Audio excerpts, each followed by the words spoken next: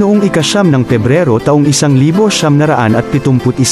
si Satchel Paige, isang pitching legend na kilala sa kanyang fastball, showmanship, at sa kahabaan ng kanyang playing career, na tumagal ng 5 dekada, ang naging unang Negro League veteran na nanominate para sa Baseball Hall of Fame.